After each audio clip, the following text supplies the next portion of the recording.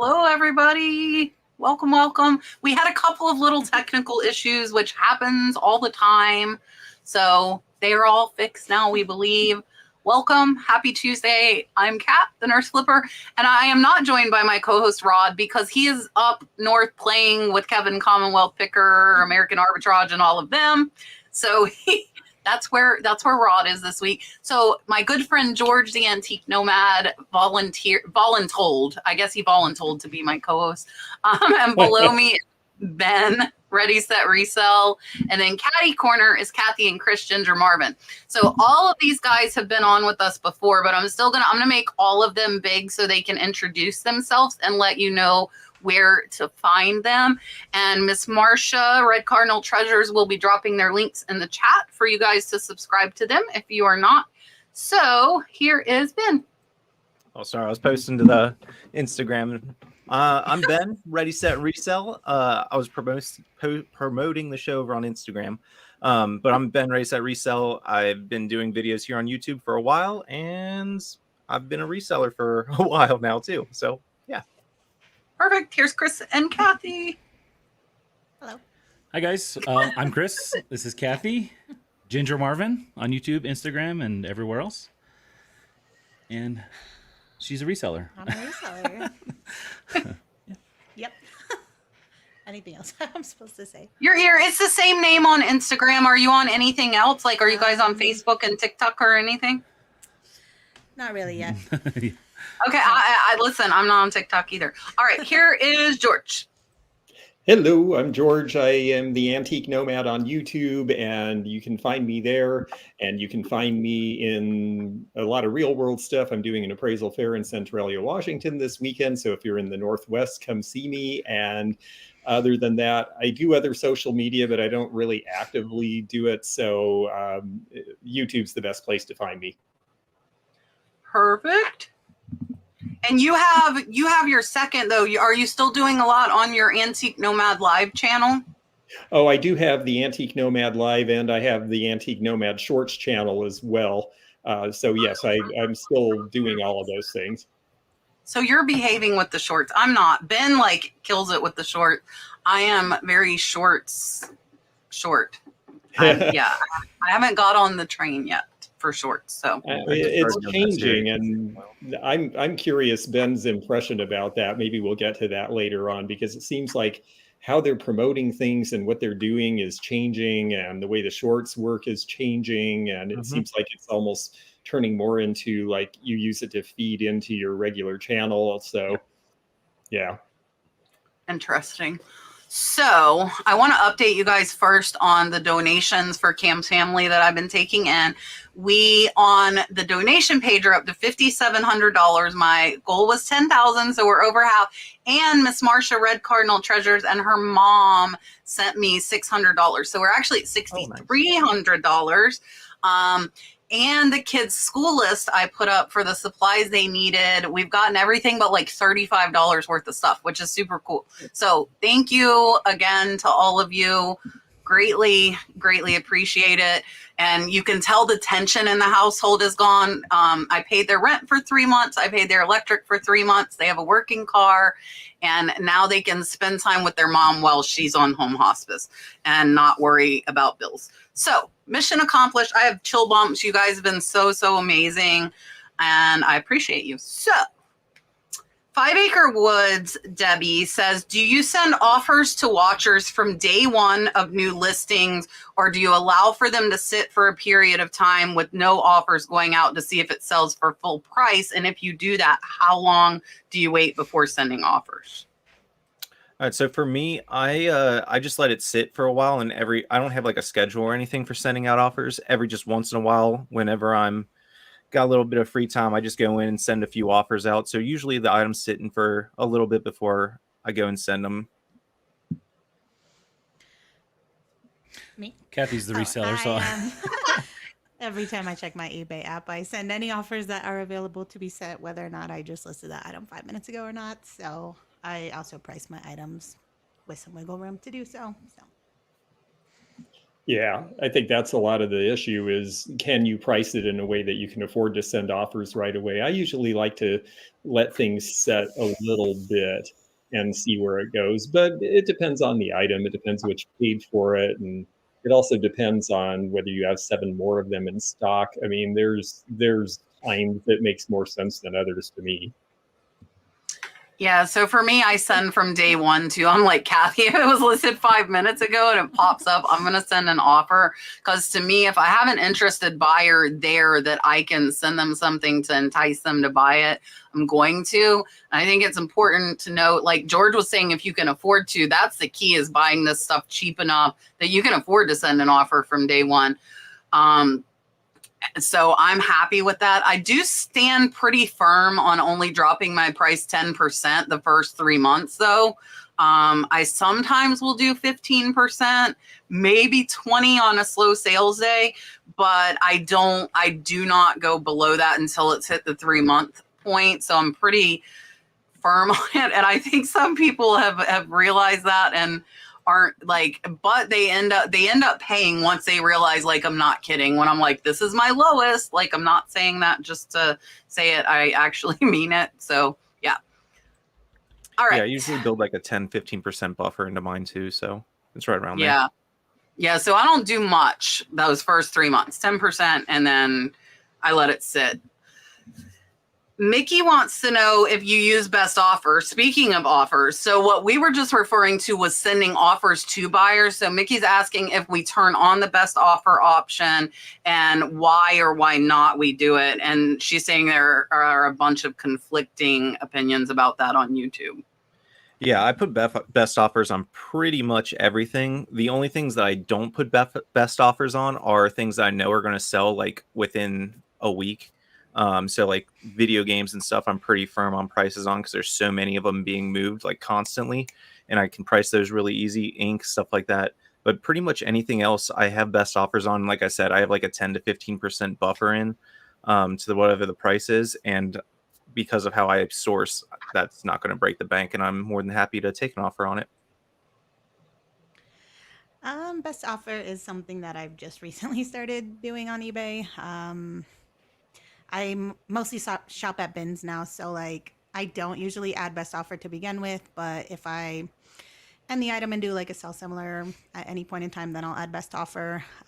But I mostly just sell like regular old stuff, like clothes for $15 to $30 a piece. Like, so I just try to price it at market value, and I don't really need to add best offer, but I just don't like best offer, so I usually try not to, but if it's been sitting a while, I want to move it. So I will add best offer and usually let it go for like $9 at that point.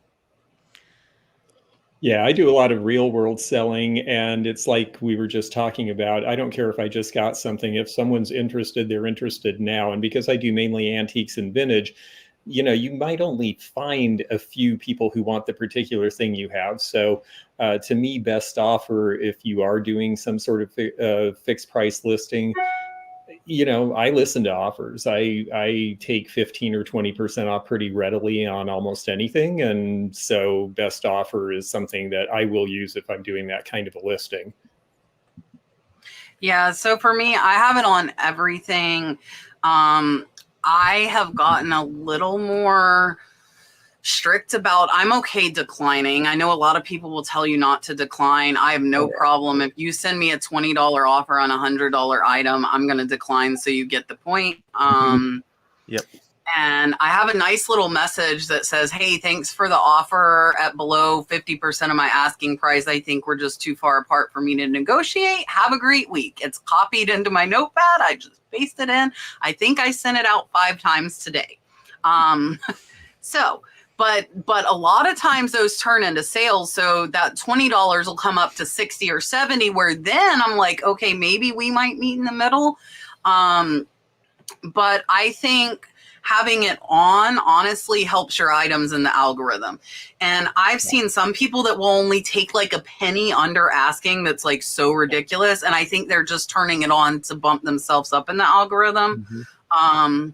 So oh, go ahead, Ben. With the algorithm stuff, so while I was at eBay, it was one of the things they talked about. Pretty much anything that's going to limit your search results, you're going to get filtered out. So that's like the main ones, like free shipping. A lot of people don't put free shipping on their stuff, but you're losing a lot of eyesight on that because people obviously use that filter a lot. And best offer is another filter that people use. So the more filters that you're putting on your items, the less items or eyes on that item you're going to get. You're going to mess me all. But see, I sell heavy stuff.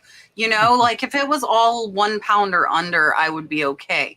But like I listed stuff that's like 15 pounds and to Cali is going to cost $60 and to Florida is only going to cost 15. So yeah, I mean, but I did pass I passed the shipping discount on to the buyers against my own advice. I did that. Hi Jake. I haven't decided if I am going to turn it back off or not, but I have it on right now. It's just the most used filter for any shopping website out there. I don't know what it is. It's just the psychology of it. Even if it's the same exact price, something that's $10 with $5 shipping or $15 flat, people tend to go with the free option. It's just the most used filter. So if you're not having it on, then people. So maybe like my 1 pound and under stuff or my higher dollar stuff, I could do it too because I have a lot of room. Like if something's $500, you know, I have room. Yeah. I don't think it matters too much. Is like on the common items and stuff. Like I don't think it's going to matter all that much because there's so many. Or sorry, on the more rare items, I don't think it's going to matter so much because people are, you know, they're looking for that item. You know what I mean? Where the stuff like antique and stuff. Whereas the common items, you need as many items on or eyes on those items as you can get because there's a lot more competition. So Kathy and Chris, do you do free shipping on yours? No. Okay. And I wanted to ask, are you still selling on Kidizen? Yes, but barely because I just, when I go to bins and I'm picking, I take most of the kid stuff to Once Upon a Child. So what is Kidizen? Okay. Yeah, it's just Kidizen's kids clothes, but they also have mom stuff. So I actually just started listing on there about 2 weeks ago for like mom. Like I had a bunch of Lily Pulitzer clothes, which are very like trendy, and then I had some purses, same thing. So they have like mom clothes and mom bags and accessories. So, but I have not made a sale on there. So I don't know if I'll continue listing, but I brought that up because Kidizen now it's all free shipping. You have no choice but to do free shipping on Kidizen.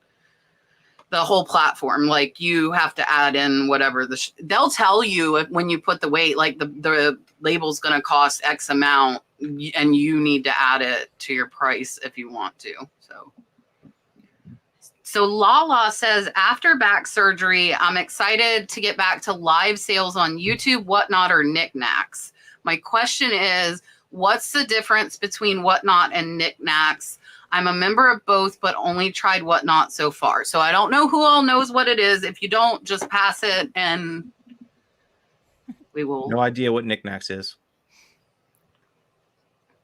There's so many other sites popping up nowadays. Yeah. Well, okay, I can know what it is, but this. we've never looked at it. That's We have done no live selling. yeah. I do know a little bit about Knickknacks and actually all these things. So I'll try to speak somewhat intelligently. I don't really do a lot of them. I do live sales on YouTube. The pros are you're selling direct, you're not paying a commission, you're dealing directly with the customers. The cons are that you have to do all your own invoicing, all your own shipping, make sure that you're chasing the money, make sure you get paid. Whatnot and Knickknacks do all of those things for you. They invoice the people that you get paid, it spits out a label, you send the item, and it takes a certain amount of that away, but you pay a percentage. I think Whatnot is around 8%. I think Knickknacks might be similar. Knickknacks is actually run by Crazy Lamp Lady, and she is the administrator, and it's basically a platform she's developed. And so the great thing is if you're doing a lot of things that are similar to the type of things that she sells, you're going to get the benefit of the fact that she has a really big following and has real specialties that people know her for. Whatnot is a little more broad and they're a bigger platform. Whatnot also has pros and cons. I find that if you're a new seller on Whatnot. If you are not selling in a really super popular category, you're going to sell this stuff for a lot less money at first while you try to develop a clientele. So that's why I say if you're going to do knickknacks, do stuff that is what it's known for. Go check it out, look at it, see what sells, and then you'll have an idea if it's for you. With Whatnot, you may have to develop a market, and then once you do, you can sell at better prices, and it's a good platform for that because it's very fast. But so there's pros and cons to all of it. It just depends on how you want to do it. I have tried Whatnot. I felt like I was giving my stuff away. I have not tried knickknacks. I've been invited, but to be honest, I sell in so many different places. I just don't have the bandwidth to take on one more. So I've just stuck to doing YouTube live sales because I can do them when I want to. Yeah, so I sell on both Whatnot and knickknacks. My good friend Jocelyn, that is her selling platform. And there's also Dibdit. Depending on what you sell, that is Kevin Commonwealth Pickers. Same thing. They're both on District. And it's like their own little community of sellers. So Rod sells on Dibdit. He does like hats. They do trading cards, like pop culture things, which is stuff I don't sell. But so Kevin has that. There are tons of different marketplaces on District, knickknacks just being one of them. And I haven't done live sales for a little over 4 weeks because it's been summer and Dalton and I have been going to baseball games. And like today we went on the boat. And so I pulled out of live selling for the summer, but I will probably get back into it here within the next week or two. And I would say do both. That's what I do. And I find it is a different audience. The nice thing about knickknacks is you're getting Jocelyn's followers. She has, I think, over 300,000 now on YouTube, and you get her community for free, right? She is bringing her followers. You're paying, I think it's 10%. Whatnot's up to like 10% now as well. Okay. So they're very comparable, like fee structure wise. I quit selling on YouTube because I don't like the invoicing and the chasing and making sure people pay. And, with Whatnot and knickknacks, they pay immediately and you don't have to worry about it. And they give me the shipping label, which makes my life easier. I would do both. And I have found like, I found Shop the Shed, and I know like people are doing like Shop Their Storage Unit where they find it. So I'm not listing stuff unless they want it and it's going to sell. So I'm not taking time cataloging, and I will show them both listed and unlisted items. And I just ended on the platforms if it sells on a live sale, and they are back and forth for me. Sometimes I'll do way better on knickknacks, and then other times I'll do way better on Whatnot. So it really depends on kind of who's in the audience, but I typically get more viewers on knickknacks. And again, that's because you're getting Jocelyn's following in her community when you're selling on her District platform. So I would do both. And you might find one works out a lot better than the other, and you decide to do that. I like to do both, and I'll continue doing both. And I don't really have a preference of one over the other. Honestly, both of them have done very well for me, and both of them have done very poor as well. So, it's live selling. All you need is 2 people in the audience that want the same thing, and you have a beautiful day. You could have 3 people in there, and you could make a lot of money if they both want all of your stuff.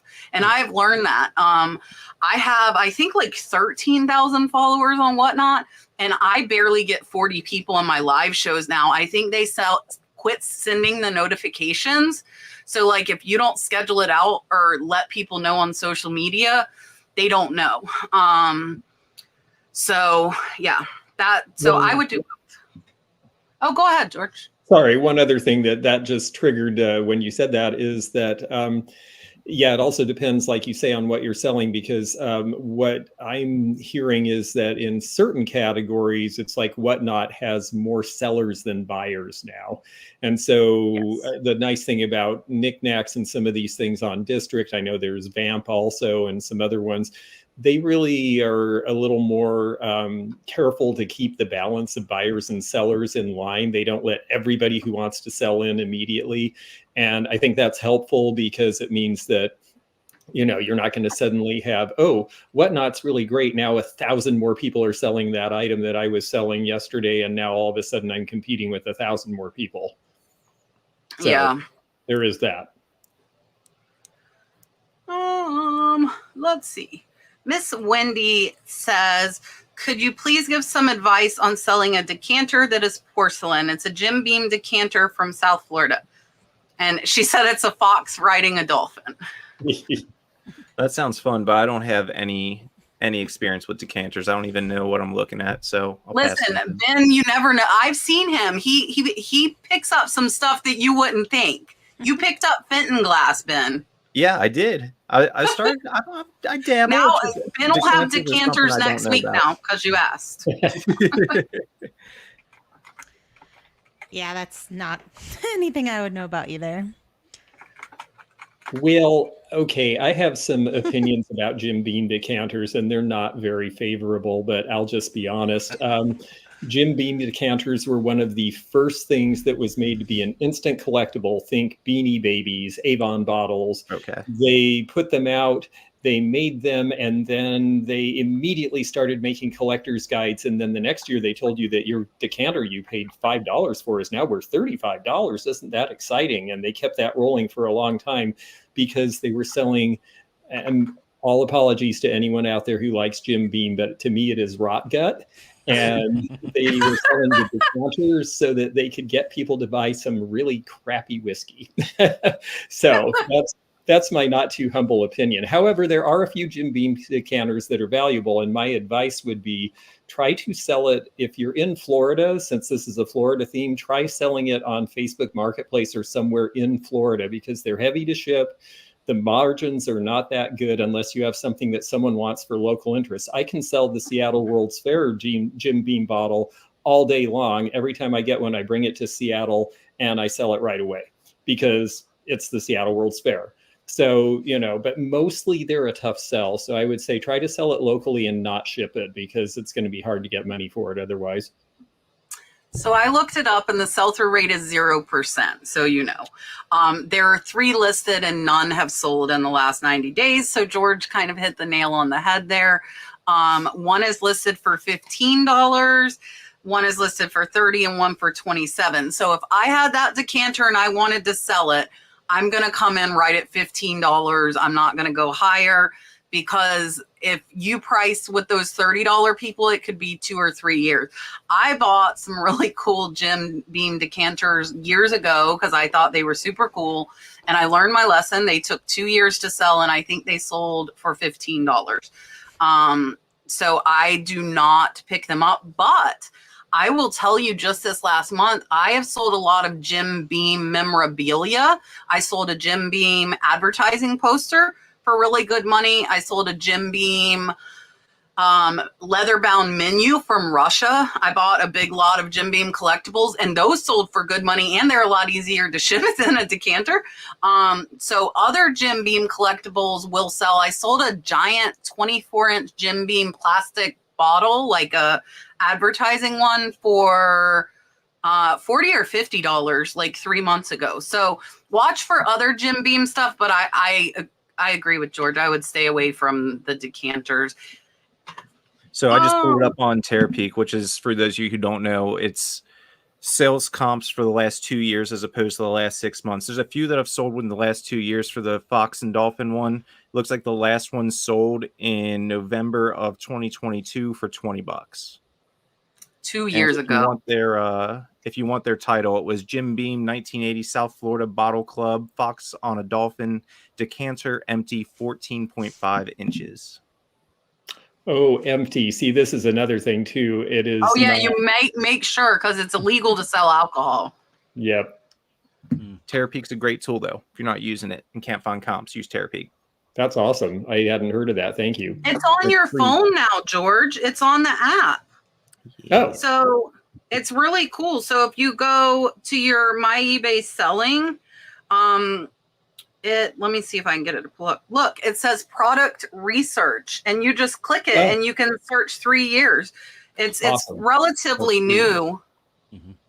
Yeah. So and it'll tell you like how many and the average price and everything. Yeah, it's always been like a separate like thing that eBay was kind of partnered with on the side, but now it's actually integrated, so it's real nice. Yeah. All right. Russell says, I sell mainly clothing. At what point do you change gears and focus on fall and winter items? I've been sourcing a season ahead. Should I start listing my fall items now? So I do a good decent amount of clothing here on my end, and I buy stuff year round, and I list it whenever I have time to list it. Like I'll list jackets and stuff in the summer, and I'll sell jackets and stuff in the summer. Some people buy 2 seasons ahead because they know people are more willing to work on prices. Some people wait till the last minute to buy. So I just list them year round, and if I get a decent offer, I get a decent offer. If not, I mean that the listing fee isn't gonna make a dent in what I'm paying per month. So I just list it ASAP. Same. I list all seasons all the time. If I were to list, like if I were to save things, I would start listing fall, winter in July. So right now. Yeah, exactly what they said. I mean, the nice thing online is you really can list at any time because, I mean, it's a different season somewhere else in the world for one thing. And also people just buy when they feel like it and they see what they like. I mean, if you're displaying real world, then yeah, you think more in seasons, and this would be the season to start doing your fall and holiday. Yeah, I'm like Ben. As soon as I get it, it goes up. I just sold a camel hair trench coat for $200 that I got at the thrift store for $6 to somebody in New York. Listen, I had never found camel hair, right? So I was thrifting down in St. Pete, and I found 2 at 2 different thrift stores the same day, and I'd never found it before. But yeah, people travel too. Like George was saying, it's different seasons. So mine went to somebody in New York. They're probably not wearing it now, but they might be going on vacation somewhere where they will. So I list, and I think we have a question coming up about holiday too. So I list everything year round though. As soon as I get it, it goes up. About the camel hair stuff. If you're someone like me who doesn't sell animal products that are unethically sourced, camel hair is shaved just like a wool piece is. So if Like you're worried alpaca. about, if you're worried about like the camel being killed or something like with the leather industry, it's not. That is good to know. Patty wants to know, why do some of my sold listings never appear anywhere on LP? And if you don't use LP, just pass it on. I do not use LP. I do, but Chris takes care of it for me, so I don't know if you know the answer. My first thought would be it's not attached. It's not connected. Linked. Linked. Yes, that's the word. But without seeing it and knowing exactly, that would just be like my first thought. I can't really think of anything outside of that. I don't use LP. Yeah. So I agree with Chris. I think if you listed it on eBay but never put it into LP's catalog, it wouldn't import that sale because LP's catalog doesn't know it. So like we now start all of our listings in LP because we use the AI Express Lister to create all our listings. But we used to start them all in eBay using Sell Similar. And when we did that, we had to import them from eBay to LP. So if you hadn't imported it to LP, it will show you that it's sold, but you're not going to see it on LP. Like the auto delister would notice you had a sale, but it would not have anywhere to mark it. And it's not going to automatically import it into your catalog for you. LP is list perfectly. So Hila, and oh, crapola. I'm going to give away some. Guys, I'm going to give away free months tonight. I got to get, when everybody's answering the next question, I'll get the link, and it's going to be same thing. You're not going to have to enter. The first 10 people to click the link get a free month, $70 value. I will get it. I'm so glad that came up because my butt would have forgot. All right. Unique Vintage says, what, if any, was your worst buyer ripoff, and how do you now try to avoid a repeat situation? eBay buyers are so tricky. I've never actually had a big burn when it comes to like people trying to scam me. I'm pretty good at catching them. And if I get like a weird feeling about somebody trying to scam me, I'm just send them a message like, hey, I don't think you're the right buyer for me. I'm going to pass. I have had people try to scam me, but I mean, I just put in a claim with either USPS or with eBay and walk them through it, and I've been able to get it handled. So I've never really had a bad scam. Yeah, we were trying to think Yeah, of. I think the worst thing that happened is a guy said I sent him a G.I. Joe toy when I really sent him some Columbia shorts. And I don't know if he was lying or if my label fell off in the post office, like mixed up labels. I don't know. It was like $14. So I just refunded him. He said he would send the G.I. Joe back. He didn't. So that made me think he was lying. But I can live with $14 being ripped off every 5 years that I resell. So Yeah, you just have to chalk it up to things happen sometimes. When I was more of a rookie at selling online, this is several years ago, I got burned for a $225 bracelet because I fell for it's for my aunt's birthday and we really need you to send it directly to her because she won't get it in time otherwise. And I didn't know better and I sent it to the aunt. And even though the post office showed the time it was delivered, they just said, well, we never got it. They must have left it on the porch or maybe they didn't leave it or we don't think it came and blah, blah, blah, blah, blah. And the post office would not stand behind the claim, even though they showed it as delivered. And so I do not send to any address other than the one that eBay gives me for the purchaser. And I think maybe that's pretty obvious to everybody now. It certainly is to me now. Mm-hmm. That reminded me of before we were eBayers. This was like when we were kind of first married. I tried selling a cell phone, like a BlackBerry, if you remember those.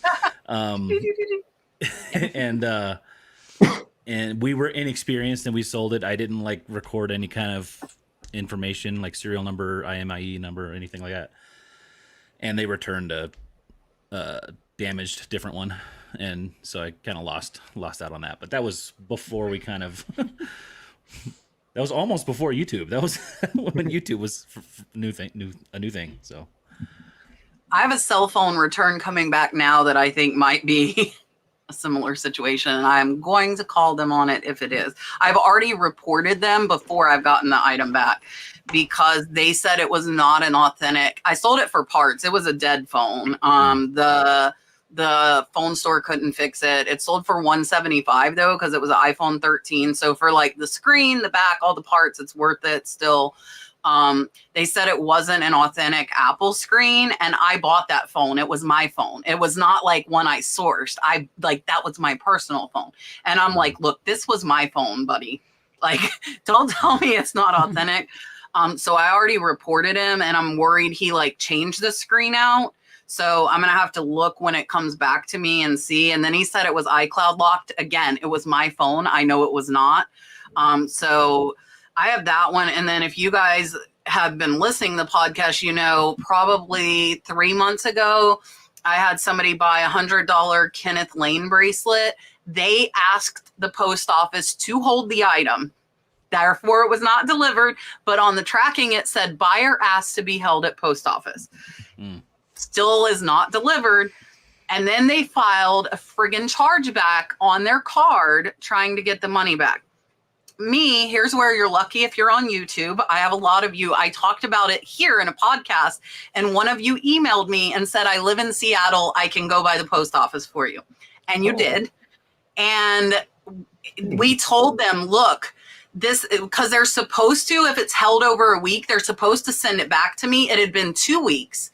And they were still holding it for her. So they brought it, they showed a screenshot of my message, and the post office sent it back. So that sucker didn't get my bracelet, which was absolutely amazing. Yes, I did just post the month of free list perfectly. I'm popping it in again. You can get the $69.99 one. Just click the link. That's all you got to do. Click the link. You get a free month. LP and I have come up with this for you guys to try the new AI lister. 20 seconds from your photos, it creates a listing. It's mind-blowing if you didn't see my video. It makes it the title, the description, and it's not like a blah, blah, blah, blah, blah, blah, run-on sentence like some AI that we know. It's bullet pointed like a reseller would do, and it fills in all the specifics. It is Oh yes, you do have to be a new user. Thank you, Marcia. You do have to be a new user. That's the only caveat. Kathy and Chris cannot get the free Well, month. can Chris do it for himself? Chris is All right. going to be a new reseller. I'm new to this. Then we'll put him in his own big square, and he can answer. We'll put him in the hot seat too. Like big boy square. Chuck wants to know, do any of us have any luck putting in search of ads on Facebook Marketplace? So I did it back when I was first getting into reselling, specifically for video games, because that's how I started. And I had a lot of luck back in the day. Nowadays, though, not so much. I've tried putting some out here in Chicago, and you get a lot of scammers. A lot of people trying to meet up with you, and it's in like a sketchy neighborhood, or like all of a sudden they have like. I had one the other day where I had a guy that I did business with before, so I was kind of questioning the first buy, but he's like, "Hey man, I got like 12 Canon G7Xs, one for like $100 a piece." I was like, "Where'd you get them?" He's like, "Don't worry about it." I'm like, "Nah, I'm good, man." So there's a lot of scamming going on with that, but yeah, I've had luck with them in the past, but I haven't done them in a while. I have never done that. Never done it. Yeah. I do not like conversating with people enough to do anything like that. I haven't done it on Facebook. I know people who do. It works for them in their area because they're in a fairly small local area. I think, if you're trying to source merchandise, there's all sorts of ways to do it. I mean, believe it or not, in Kentucky, where I am part of the year, those little shopper papers that they leave at the grocery store, you can just take a little ad and say, "We buy," and a list of what you buy, and people will contact you. So, it depends on the area, but it can certainly work. Yeah, so I am banned off of Facebook Marketplace. I have been for over 2 years. I do have a second account that I have access to Marketplace, just saying. But I'm not like listing on there anymore. And I can find plenty of stuff without the help of Facebook Marketplace. I have no problem sourcing. You're one of them scammers. So were you selling Tim Cannon cameras? No, I listed license plates. Do not list license plates for sale on Facebook Marketplace. It got me banned for life. Really? Wow. Yeah, 5 appeals and I'm still banned. That's what you get for going behind people's cars and taking them. My mother. It was my Don't mother. they know you're the nurse flipper? They don't care who I am. But I do have the other, because if you guys remember, like, when was it? Probably a year ago. I think my name was Andy for 3 months because somebody hacked my Facebook that included my nurse flipper page. And it took me like probably 3 weeks to get it back. So I made another one and they didn't link them. And so that second one has access, but they wouldn't let me change my name for 3 months. So for 3 months, my name was Andy. And it was like, everybody kept laughing at me. Hi, Andy. Yeah, I was totally Andy. I was rocking it. Yes, the Andy era. See, that's exactly what it was. It was the Andy era. So I put it back to my picture, but it said Andy. And like, my husband's like, "This is just weird," because I'm messaging him and my name's Andy. I'm like, well, so yeah. All right. Lene says she received a summons for jury duty. Does anybody have any advice on how to handle her reseller business while doing that? No. We just watched that show, Jury Duty. Don't say that you're a racist. Honestly, I'd probably just put your store on vacation mode if you want to take those days off. If you feel like you can get your shipments out that day, then try to make it work. But I think the odds are you won't get Has called. anyone ever had jury duty that they actually had to stay there for like days and days? Can Like, I got on lie? a jury and- once and I was only on it for like 1 or 2 or days. not lie? I'll say I have gotten out. I'm knocking on something really hard right now. I've been summoned for jury duty 3 times. The first time I was in nursing school. The second time and this is not a lie. Second time I had a back injury and could barely walk. And then the third time I was flying to Phoenix to speak at Camp LP, and I showed them my tickets. My flight was already booked, and they excused me and didn't reschedule me for all 3. Let me knock really hard. So I have not had it. But if I had to do that how long does jury, like, is jury duty like a 8 to 5 thing? Like, could you do it before and after it? No idea. Usually, I would- It depends. I think most of them might, would be out like, the day of. pack my packages the night before and maybe ask a friend or drop them to the post office. I would try and keep mine running if it were me. yeah, it seems to me. I mean, I've been summoned just in the mail recently for the third time in 3 months by 3 different courts, and I better keep knocking. It's getting really annoying. But anyway, yeah, I mean, usually it's unless you're going to be sequestered, you're going to go home Look every at day. this. They were on a jury for a murder case, Wow. 2 defendants for 6 weeks.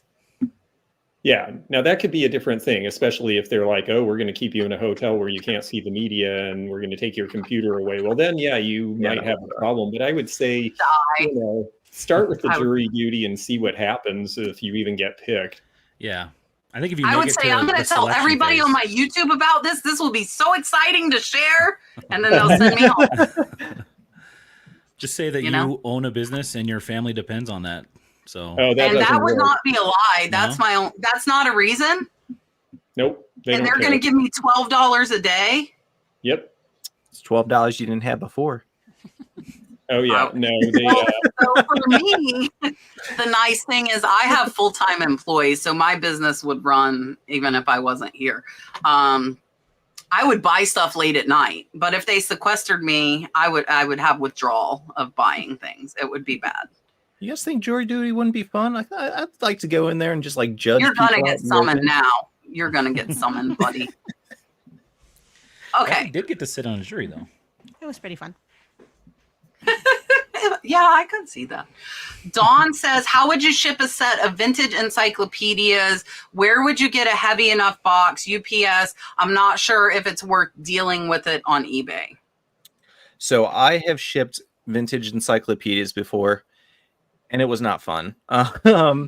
They were like particularly like the binding on them wasn't great, so I had to make sure I packed them really well. But what I ended up doing was going to Home Depot and getting one of their heavy packing boxes for shipping and moving, and then I put one of the regular medium side boxes inside of that, so it would like have that extra girth to it. And they all ended up fitting. I just put like a layer of padding in between the 2 layers of books that I had. But that was my only experience ever shipping that, and that was fun taking them. I was like, "Yep, this puppy is medium mail." And it's like a huge box. It's like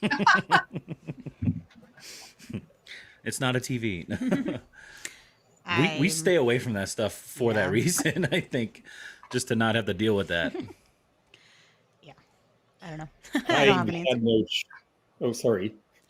You go for it. I had no choice but to send a whole bunch of heavy books recently because it was actually a family thing. After my mother died, someone in the family wanted all of the old diaries and books and etc. And I broke it up into a few smaller boxes and sent it that way. But one thing I found is at first I thought, oh, file boxes, because they can carry a lot of weight, but they're kind of thin. And so it turned out the thing that worked best for me was I somehow ended up getting boxes from a steakhouse, and they're the ones that it's like a cardboard box and they line them, but because they can hold frozen steaks, they can hold a ton of weight. So they're really, really thick. So, sometimes if you're concerned, then go to a non-traditional source, but unless it's really a great old set that's worth some real money, I don't think I would sell it online. I would try to sell it in the real world where you don't have to ship it, or it's a pickup, or, on Marketplace or something like that. So Katie was talking about, Hot Mess Picker saying use media mail. Katie put out a video. Katie reads, for those of you that don't know, her and I are good friends. she put out a video saying for the first time ever in her life, USPS Ground Advantage was cheaper than media mail. So check your rates. Media mail rates went up. It did just go up a lot. They did. So for me, and some encyclopedia sets are worth hundreds and hundreds of dollars. So I would comp it. And for me to pick it up and have to deal with shipping it and packing and carrying, I would want it to be worth $200 or more. I get a lot of heavy UPS boxes because I buy from auctions and a lot of them use the UPS store. So we keep those heavy boxes. But that would be a good place to go. A UPS, even like the Home Depot and Lowe's moving boxes are pretty sturdy because people put a lot in them. So I think those would work good as well. But I personally would not deal with it if it wasn't worth $200. Because that's going to be heavy to list and ship. But I've seen quite a few sets that sell for $500 plus. So check the comps and then go from there. All right, this is a 2-part, okay?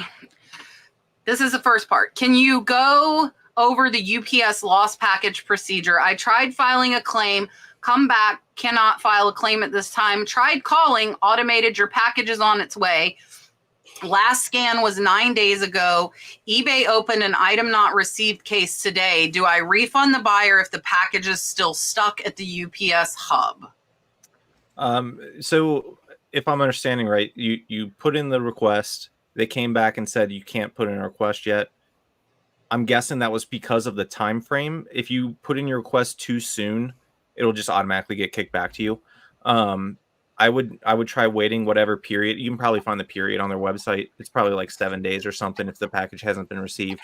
And then file the claim. Then they'll actually take it seriously. I have a USPS claim right now open, and I had to wait until a certain date before I could put the claim in. And I'm guessing UPS is similar. I don't know the exact time frame though.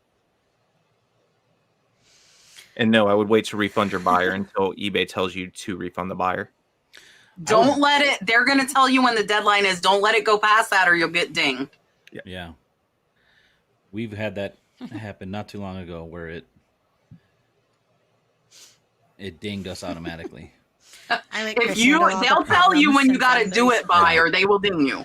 Yep. Yeah, it was kind of weird because we had another one come up right after that, and we were on the right on the edge of becoming below standard because of it. And it's been a while now. I can't remember all the details, but the second one that came through, even though I called and said, can you just refund the buyer? Because they put in a case on eBay. This was USPS though. This isn't UPS. But on the eBay side, depending on how much it is, I would probably refund the buyer because if it goes past that time frame and you get a ding on it, what's that worth to you? For me, in that moment when we were going to be below standard, it was worth a lot more than the item. So, I just kind of refunded it, and eBay still gave us a ding, even though I called and said, can you do this without giving it a ding? And they still gave us a ding. I had to go on Facebook Marketplace, eBay for Business. Facebook Marketplace. eBay for Business on Facebook. And then they removed that negative mark on it. I think we did a lot of this on one of our lives and stuff. So, but do you remember how long that time frame was before they gave you the ding? Like between them, the buyer like opening the days. case? It was like a week from it was like a week, opening it, and it wasn't enough time for the package to get for done. them to handle it. Yeah, yeah. In that case, I would refund. They wouldn't have given us. Yeah, we couldn't mark it as lost before then. So, because this was going to Guam, wasn't it? In this case. Yeah, we have since excluded Guam and all these areas because all of the Ground Advantage going to these places have been taking. It was for like a $14 pair of shorts or something like that. It was like, and we were gonna lose our stamp. We refunded. Anyway. The lady got the shorts, and she felt badly. She actually lived in Hawaii and then sent us money back. So. Oh, that's nice. Yeah, but it was scary there for a minute. Actually, USPS paid that claim because it was technically lost for a very long time, and then I said she does not need to pay us, but she still did. Yeah, I have a $200. So I know that doesn't help you out too much. Is that a lost claim, Ben, for 250, or was it damaged? Lost package. It's a sealed box of DC Heroes versus Villains cards from like '93. $250 If it's lost, box. they'll pay it.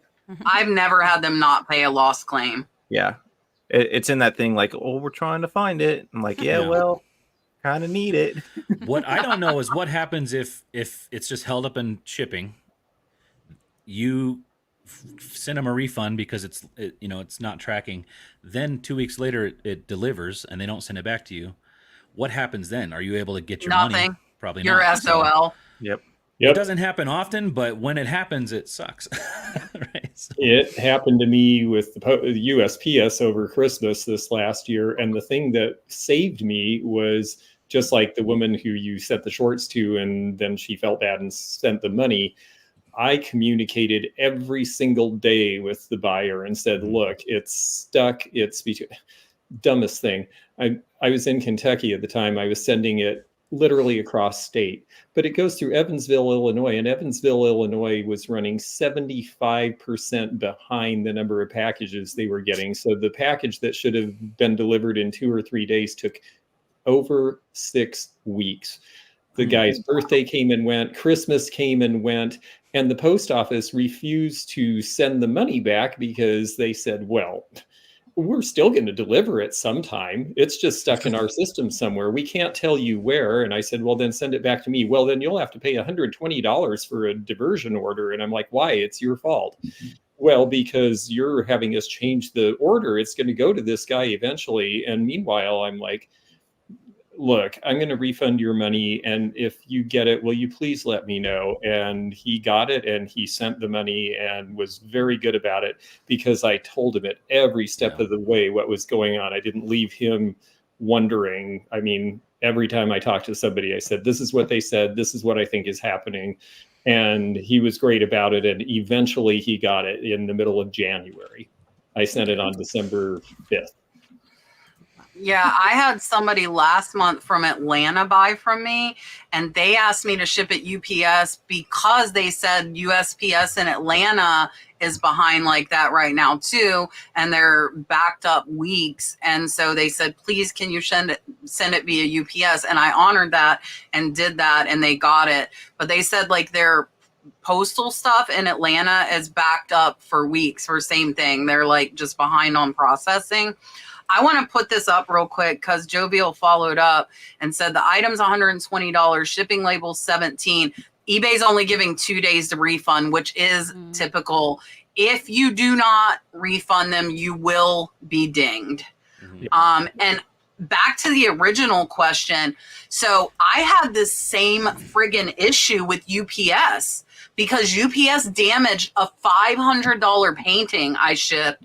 It never got to the buyer. It came back to me with shards of glass in it, and the box was mangled. Like they very obviously mishandled it. And through eBay, I could not figure out how to open a UPS claim.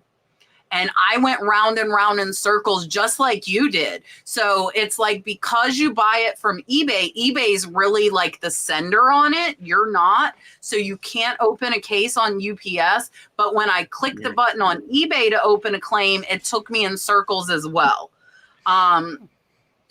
So I know Rod has said like pirate ship for UPS is like easy peasy.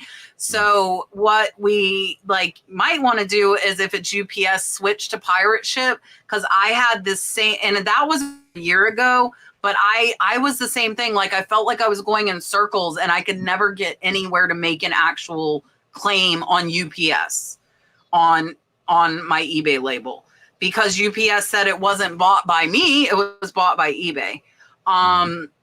So what I would do is I would refund them. Like I would wait because maybe the dang thing will all of a sudden show up.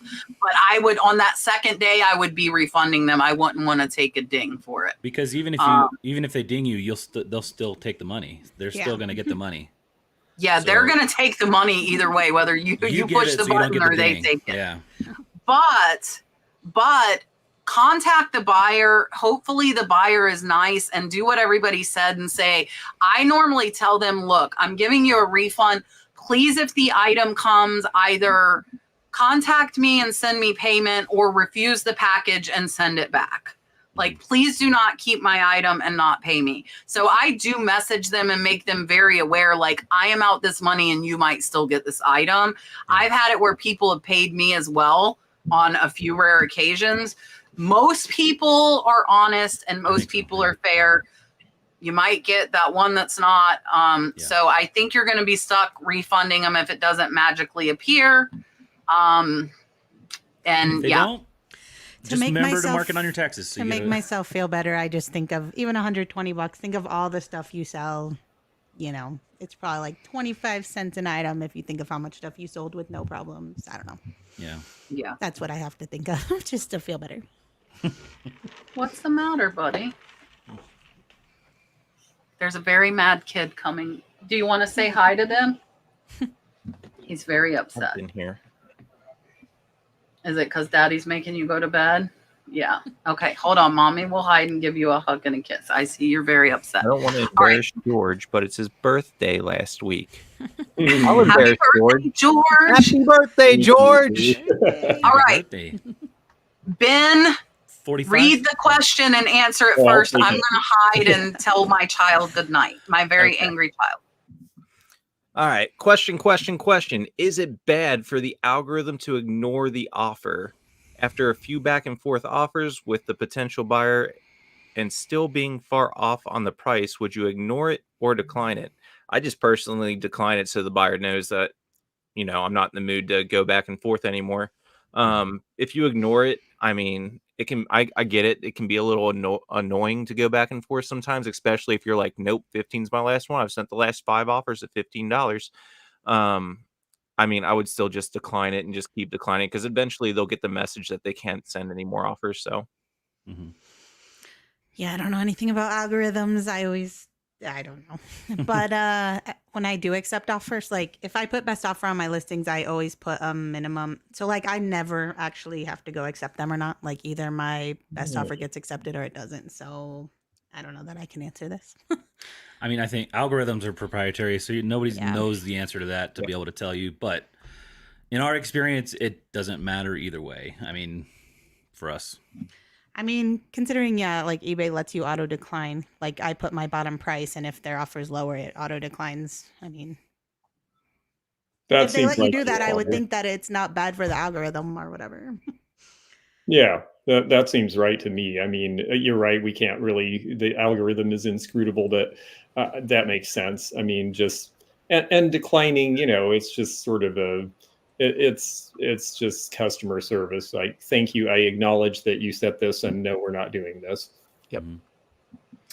Yeah, I didn't hear what everybody else said. So Dalton woke up before 5:30 this morning. Brad woke up at 5:30 and Dalton was already awake, which is not typical. He normally sleeps in. So I told him he had to stay inside and not come out with me because I think he needs to go to bed.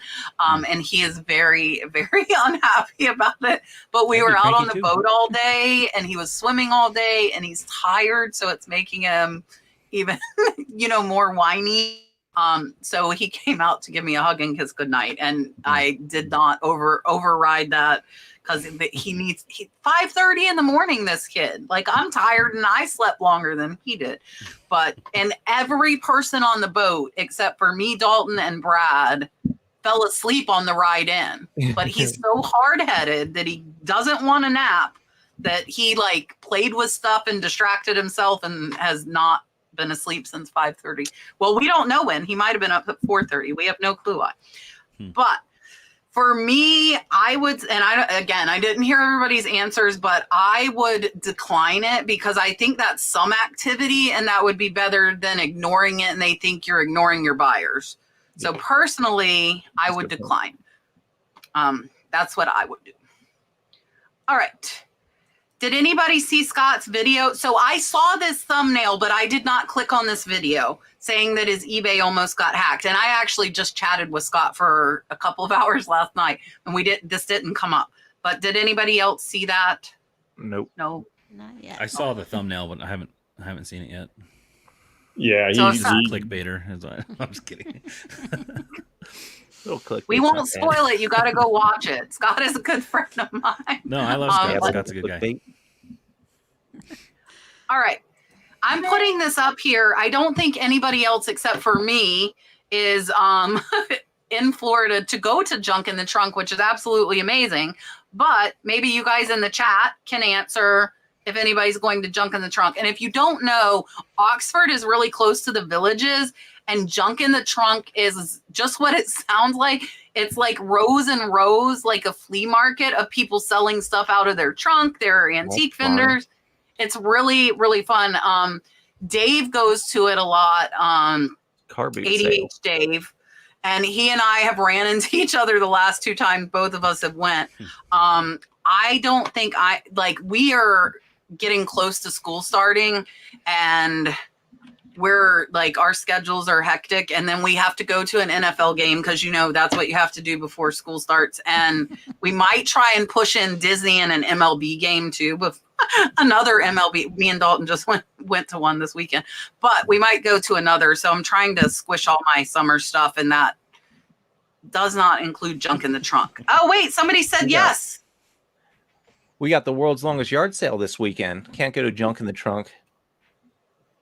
I'm ready. Marsha's not sure if Marsha's not sure if she's going on Saturday. So Marsha might go. The 127, if you guys, where does that run, Ben? Why don't you tell everybody? From the bottom, basically the bottom of Michigan all the way down Route 127. And I've never been to the southern terminus, but I think it goes all the way down to like Alabama, Louisiana, somewhere around there.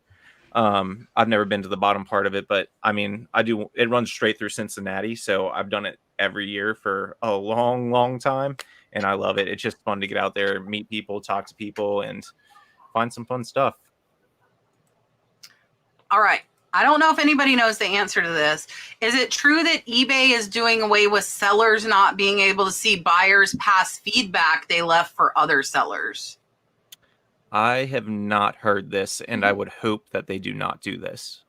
I was very vocal on the feedback situation at eBay Open last year when I spoke at it, and I was very vocal about how I want to be able to give my buyers negative feedback as well. We haven't gotten that back, but no, I haven't heard this, and I hadn't heard anything about them doing this, so I hope that's not the case. We haven't heard anything from our eBay contacts. No, we don't know nobody. Yvonne said something about soft rollout beta. I don't know if this is what she's referring to. I haven't heard anything about it. It just, I don't know. I hope not. I really hope not, because if you get a lower offer and you're teetering on whether to take it or not, that for me is when I go see the feedback they have left for other sellers. I don't check everybody who sends me an offer. If they send me a decent offer, she's saying, yes, it is soft rolling out. However, eBay rolls things out so slowly that it could be 5 years before it actually affects anything. So we'll just see what happens. That's a terrible change. Okay, I want to cover this. So the free month of LP, there's like a little teeny tiny, the small writing stuff, but this time it's good small writing that says you do get the free month, not 5 days. So you will get actually a free complete month.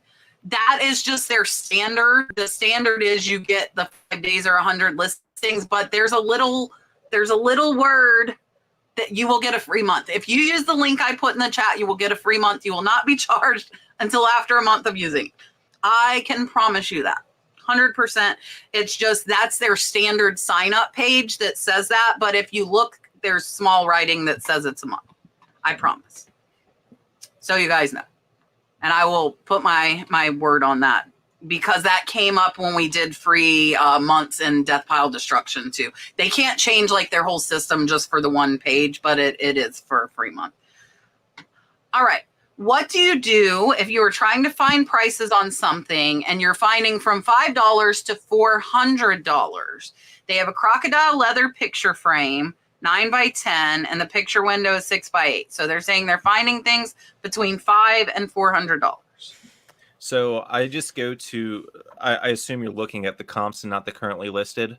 If you're seeing comps all over the place, I would go to currently listed, see what the lowest currently is around there, and use that as my price point, because if someone sees that prices are all over the place, they're going to go with the lowest one. But that's how I would do it. I've never had something between 5 and 400. That's a pretty big gap. But if it's like between like 100 and 200 bucks, and I'm seeing sales pretty, if I'm seeing the sell-through rate is pretty good, I'll probably list it somewhere like towards the middle, just because I like to move stuff if I can. I would say check the sell-through rate, check other platforms. If you need some more information, check Terapeak. Terapeak is a great tool, and go from there. But I would just kind of consider what I would be happy with getting. Agree. I would sort high to low and then just see if the lowest one looks similar to yours or like the condition of it, and just go from there. Maybe check the person that's selling the lowest prices, feedback, things like that. Is it Maybe the same go- exact item, or is it right. just similar items that are that range? Yeah, like if it's unbranded, that's kind of tricky. Try to find the So, reason why there are some that went for 400, but yeah. otherwise it's probably not. Yeah, and then depending on Worth it. sell-through, I would probably just, I like to move stuff fast, so I would price lower than the lowest, just maybe like a penny. But yeah. And what you just said about really look at whether you're really comparing apples and apples, because a great example. I had someone, I bought something really, really cheaply, and the woman said, "Oh, I'm surprised you're buying that as a reseller, because, I looked it up on WorthPoint." Well, I went afterwards thinking that's interesting, and I looked up what she looked up. She didn't read the description. The thing on WorthPoint was really damaged and put back together again. And she priced it because that's what WorthPoint told her to do. And I said, "Thank you very much." And so, make sure that you read the descriptions, that you're not just scanning it really quick and going, "Well, it's 400 or it's $5, so I'll just put it at 200 because that's in the middle and we'll see what happens." Actually look at look into the merchandise. I think a lot of people, they get in a hurry and they just want to pick a number and they just want the answer now. And you got to do a little diligence. Yeah, and with a specific item, I would say crocodile's more likely going to be over $5. So I think you're safe there if you price it higher than $5. Yeah. So she said she's gonna check the sizes are different. George was right. You really want to compare apples to apples in this case. And I would, Ben made a good point too. Make sure you're comparing solds. Do not compare listed. And on those cheap ones, read them. Like George was saying, like the one that's $5 might be like falling apart, and in really poor condition. I just had that issue. I was listing a bunch of vintage Lemax Halloween pieces. I think you can actually look. You can see one of them is still Halloween time, guys. But the prices on those vary because a lot of them are not working and all of mine are working. So I want to make sure I don't compare sold listings of ones that were broken for parts to mine that is working and completely functional. So check the size, check it, like Kathy said, if it is branded or not. Look at the pattern of the crocodile and the quality. You really want to look close. And I have recently listed a lot of almost antique crocodile purses, and they are worth a lot of money. That's why I was going with purses specifically. They can go for crazy money. Yeah, we I think just listed like 5, but some of them were not, depending on the style. So I really had to get into it when I was comping the purses, because some styles that I thought would be worth more were actually the lowest value, and the ones I thought looked cheap were the ones that were worth the most. So try and find the closest thing and make sure that's what you're comparing. Chuck says, "I just discovered these podcasts about a month ago. I'm hooked. I think I've seen all the ones in the YouTube bank.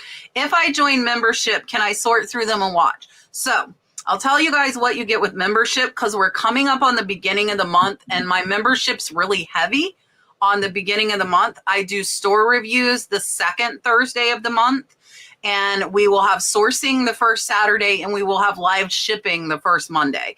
So live shipping is 2 Mondays. Live sourcing is 2 Saturdays, and the store reviews are on Thursday. So right now is a good time to join because everything is getting ready to come up.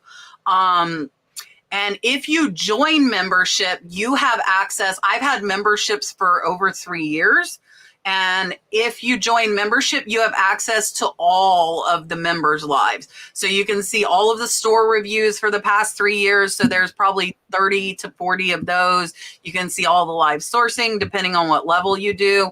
So there is a ton more. And that is not a panel like this. That's just with me, kind of one-on-one, more intimate, doing the store reviews and stuff. But you can see not more podcasts. I want to make sure that's clear. I don't want you to join to see more podcasts. There are no more. All the podcasts are public. They're all free. But if you want to see the sourcing and the oh, I forgot a super chat. Diane, don't kill me. And it's from like 30 minutes ago. I'm horrible. But you won't get more podcasts, but you will get more videos. Diane sent $5 30 minutes ago, and I'm a slacker and didn't put it up. That's what, so normally Rod is helping me put questions up and find the questions. And tonight it's just me. So I'm doing a bunch of extra for sure. So let's see. Dun, da, da, da. What do I like the whale the best. The whale is my favorite. Gino's finds. He was in the chat earlier. Gino made this. So thank you to Gino, and Diane. Thank you. And sorry for the delay.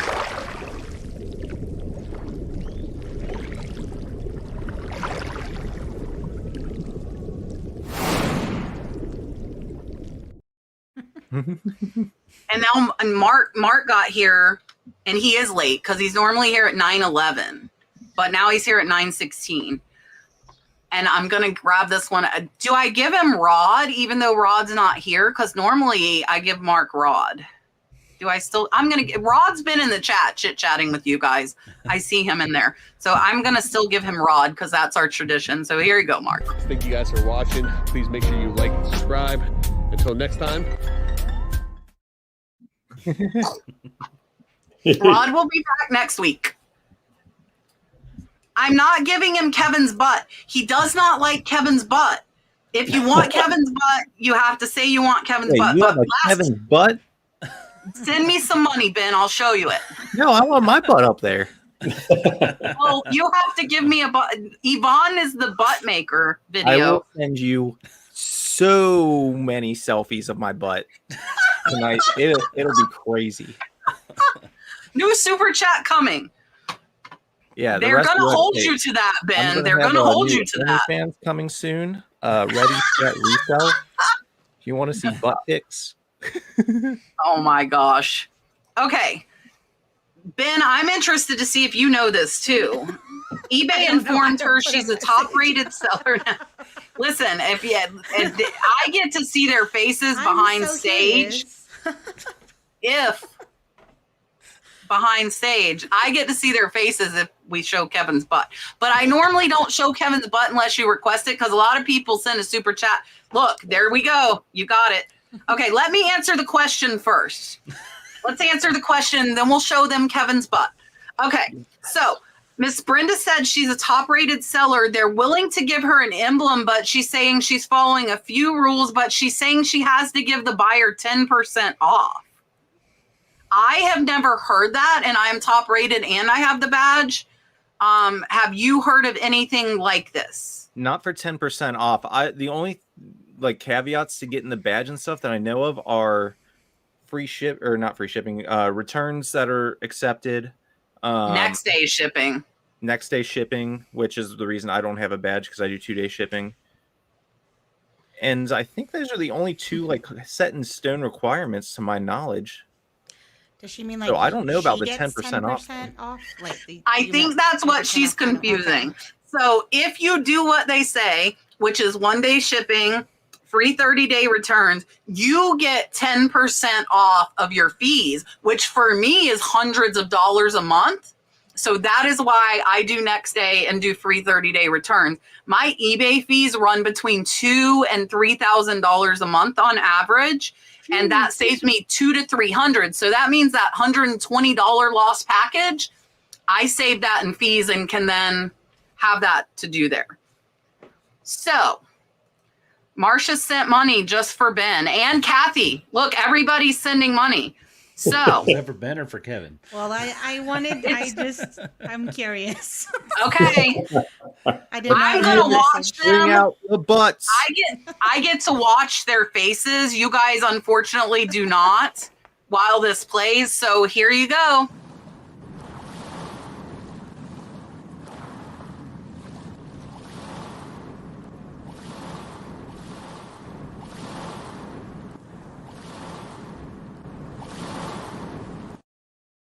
Man, we're talking about Kevin's butt, man. His pecs, dude. He's like, I'm more focused on the pecs, man. I give them abs a rub. Man, me and Kevin got to talk next time I see him. That was made by Yvonne, by you guys. Somebody in the chat requested that super chat. I would request that. That is why that was made. So, and it was ran by Kevin before I ever showed it here on the show. Just FYI, I did ask Kevin's permission to play that. Oh, that's not as fun. You should have had him on and then just played it as like the mid roll and see what his reaction was. Kevin is coming on soon. You guys have asked for Kevin for years, and Kevin will be on soon. I unfortunately have bad news. When Kevin is on, I will not be. So you guys are going to get Kevin, but you won't have me. So Kevin's taking over my show, you know? That's fun. Yeah. Hot Mess Picker, I just made top sellers. Do the reduced fees apply to current listings or just new ones? They apply to all that you meet the criteria on. Yep. Yeah. And it's like, if you're like me and you have a lot in fees, honestly, it's worth it for me to do free 30-day returns to get that 10% off because my fees are so high. All right. Diane said she received a warning from Mercari that said she had too many keywords in her description. I listed Disney princess names in the lot. What's up with that? That's weird. I've never heard them yelling at someone for a description, but if you're just like spouting off random gibberish, I could see why they'd put it there. Just to reduce spam and stuff like that, especially with Mercari, since they have so much of a prevalent bot problem. That's the only reason I can think of. But I mean, I don't know what Mercari's limit is on keywords. I would just try and look that up. Yeah. Yeah, make sure they're relevant now. George, you're not on Mercari, right? I'm not on Mercari, but in general, I mean, is there some sort of a character limit like there is with eBay, or is it just you can put in? No, I think a bot picked up, like Ben said, I think a bot picked it up and thinks like she's only selling one of them when really she's selling all of them in a lot. I think you're probably going to have to pull a name or two off of it. Yep. I think it's probably a bot problem. And they're thinking you're keyword spamming. So, I mean, it's good in some aspects. I've searched for name brand stuff on there, like shopping for myself, and other stuff comes up and I get so annoyed. And that's because people are putting those words in the description when it's not that item. So I get it. But I get that it's frustrating. I don't know if you can appeal it. I know I've appealed a few things on Mercari.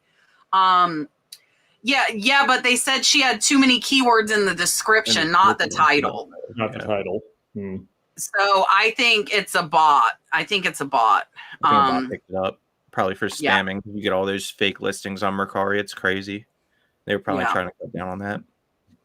Which is, like I said, it's a good thing, but I get that it's frustrating. Aunt Laura joined membership, and I'm so happy because the membership super chat is a sea turtle that I absolutely love. I didn't see any today when we were out on the ocean. My brother-in-law did, but I didn't see it. I did see a baby stingray that was super cute. But I did, and I found tons of starfish. So I brought them up and let the kids hold the starfish under the water. And yeah, so we did not find many scallops. Listen, I'm going to brag. I found 13 scallops. My husband found one. We didn't have good luck today. And my brother-in-law found 5. So I was more than that. Yeah. So bay scallops are only about yay big, the shells, and the meat is only about yay big. So you need like 20 to make a meal for one person. So we don't even have like an appetizer. Sure But about that sea turtle. like we read, listen, I love sea turtle. We read that people are doing either bad or good. Like you either find a good spot, you get lucky, or you find nothing, which is what happened to us. But I like going out there snorkeling and seeing all the cool stuff anyway. So I don't really care if we find stuff or not. But yeah. All right, here's sea turtle. Thank you, Laura. And I will have the members schedule up for you guys tomorrow for the month of August. So watch for that in the community feed. And here is your Google.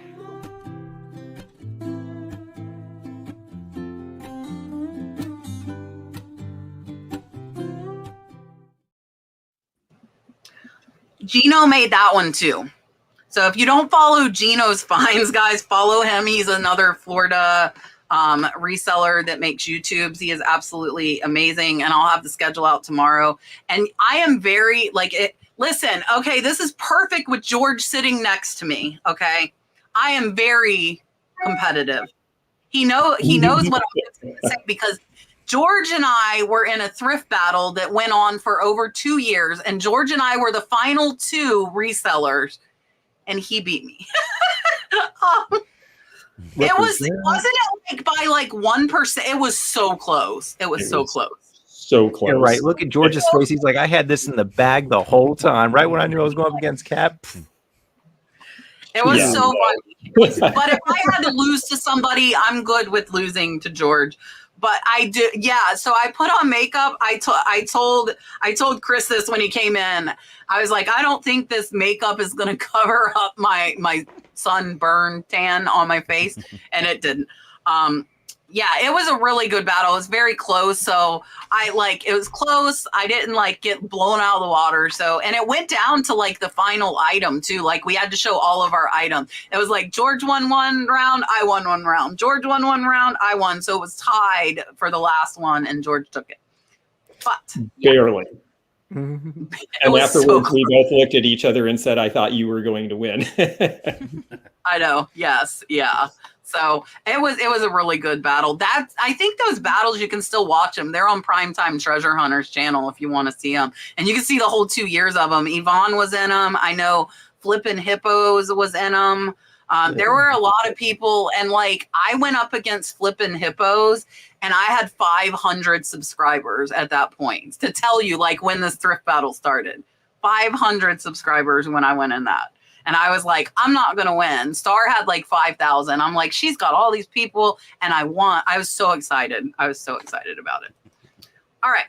Beth said she does well on eBay, but she's saying she should expand her large inventory onto other platforms. I have some on Poshmark, but have no luck. You can't tell who's looking. Uh-oh, I don't have the second half of this question. They say they like it, so they're liking it but not buying it. Yeah, maybe that's it. So, would you give her advice on maybe any other platforms, or if you sell on Poshmark, what she might be able to do to sell more on Posh? I don't sell a ton on Poshmark. I'm primarily eBay. I should cross list, but I don't, and I know it. But I'm just one of those people who just kind of likes sticking with a platform, so I'm not much help on this one. As far as Poshmark goes, for me anyways, you really just got to keep your items shared, which we use a bot, Posher VA, to do that. So that's an option. It is like a service similar to List Perfectly or something. Otherwise you have to manually share them. But if you're not doing that every single day, you're probably not going to make a whole lot of sales on Posh. It's just kind of a social platform. Mm-hmm. I have okay luck on Mercari. It's not my favorite place to sell either. So And there are certain items that sell better on certain platforms. Yeah. If you got higher end designer clothing, then throw it up on Poshmark, because there are a lot of higher end designer people that are looking to buy clothing at a cheaper price there. And with Mercari, a lot of people are listing action figures and video games and stuff. There's a lot of buyers for that stuff over there. So I mean, it just depends on what you're actually selling to. The thing I like about Poshmark is I always price my items ridiculously high over there, but then like you can send, like people will send you super low offers. Like sometimes people offer 50% off and I'm like, yeah, that's a good deal for me. So Because you I don't have it know. It's marked up. just, yeah. And there's just like a lot of different like things on each platform that I would recommend. So it just post to as many platforms as you can. You just never know. Well, yeah, and there's so many multiple listing things that you can do, and so it doesn't have to be like doing the same amount of effort over and over. And so there's definitely options there. But as far as the, for me, honestly, I'm kind of in the same boat. I really just mainly do eBay because it works for me and it reaches the most people for the kind of thing that I sell. I guess it really is specific to what you sell as to what the other options might be. And I assume you're doing a lot of clothing if you're talking Poshmark and that sort of thing. So maybe a Mercari or, I'm old fashioned. I do a lot of real world selling and, there is that option. I mean, if you have stuff that's been online for a long time and it seems sort of stale, find a consignment store in your area and have a relationship with them. Let them sell for you. I mean, there's lots of different ways to sell. Yeah. Yeah, so we list everything on eBay. eBay is our main platform, and that is where we make the most money. Everything that's under £5 goes on Poshmark. I don't list heavier items because I don't want to pay the extra surcharges. And then everything goes on Mercari. I also am doing selective vintage, higher dollar jewelry and antique items to Etsy. I actually, listen, I had my first Etsy sale since I started listing back today. I sold a Waterford frame for $70 on Etsy today. So I did finally I was getting frustrated. I'm like, I've been listing on there 2 weeks. Now I sound like everybody else being impatient. I felt like I should have had a sale. So I finally had a sale. I use List Perfectly will share the listings on Poshmark. And I showed this last week in a screen share on the podcast. 75% of my sales on Poshmark come from offers, either offers I sent out or offers that people have sent me. I don't mark stuff up. I quit pricing differently on different platforms. I used to price higher on Etsy. I quit doing that. Everything is across the board, including on Poshmark. So I have no problem declining. And you do get a lot of lowball offers on Posh. I just decline them. And if they're smart on Mercari, they will bundle and then they can lowball you, but they can't lowball you on an individual item. And I think somebody added like a random cheap shirt to a $500 piece of jewelry and tried to lowball me. I'm like, yeah, no, buddy. So I would say on Posh, make sure either you're sharing or you're using a service to share. I go with the service as well. And send offer. If they like your item, it's just like eBay. Send an offer to everybody who likes your items. And that's 75% of our sales. So if you're not sending out offers, then you're losing a lot. So like Kathy said, you might want to do what she's doing and price up to leave room for those offers. It's easier for me to just leave the price the same across the platforms and not deal with that. Love Mountain Adventures said, oh, go ahead, Kathy. No, go. I was just going to say, I literally set my phone to send 30% off everything on Posh as we've been talking here. So See if we get you just got to use all the tools available to you on each platform. That was all. Yeah, and I showed in I did a video on Poshmark. I have a reminder set on my phone every 90 days to send 30% off, because if you've sent them an offer in the last 90 days, they won't send it unless it's more. So every 91st day I send it out, and mine's normally 1,800 items that I can send it on. Yeah. And I just scroll, select all, and then we get a mass sale day on Posh once every 3 months, and that's okay. And what do you use to do that? Is it like Auto Posher or something? No, I do it. I do it myself. Oh, you do it handle? So, okay. Yeah, it's super easy. I showed in my video. So if you go to your closet and hit the 3 dots, you hit send offers to likers, you can scroll and keep scrolling. Oh, okay. And then you hit select all. and then you send them all at once. Mark, Right. actually, he just got here late. Mark showed me that. Mark taught me that, OG and Z. And the first time I did it, I got like 22 or 24 sales in a day. And normally we have 1 or 2 on Posh. So I got a ton. But yeah, Mark is who taught me that. So I will give him that credit for sure. OG and Z taught me it. And now I set the reminder, and every 3 months I do the same thing. Love Mountain Adventure says, I saw a reseller in Weirsdale who is shutting down their eBay store. Am I interested in their merchandise? I will tell you most likely the answer is no. And the reason for that is it has been listed and it is not sold. And I would have to pick through, and I have learned from looking that most of the time buyouts are not worth my time or my money. And unfortunately, I would be a lowballer in that because I'm probably going to want to pay less than they paid for the items because I shop cheap. So if I bought somebody out, 10% would be my top. So if their merchandise was worth 100,000, I would max out at 10,000, and it probably would be more around 5,000, because it's a lot of work. And a lot of times those items have been listed for months or even years, and it's just not. Ben, what I feel Ben wants to add something here. Yeah, so I've done a lot of buyouts in the past of people's eBay stores and everything. Biggest tip I can give you is to go through their items yourself and don't rely on their eBay estimate sales value. Because when you go through it and you comp stuff out and you're confident in your process, you'll probably find that their stuff is either A, highly priced and out of reach for what that market is, or B, they're just not marketing it well, not keywording it well, which is every so often. So that kind of dictates where my pricing is going to be. But usually if I want to buy out, I'm not paying more than like 30% of what I'm seeing. And that's if I'm being, if I go through stuff and it's a lot of stuff I like to sell. Like if it's a bunch of video games, I know I'm going to move super fast and stuff like that. Like a 30% cost is what I'm comfortable with at most, unless it's something that's going to be out of my store the next day. Yeah, like mine, I have 300,000 in inventory listed, and I price comp right on.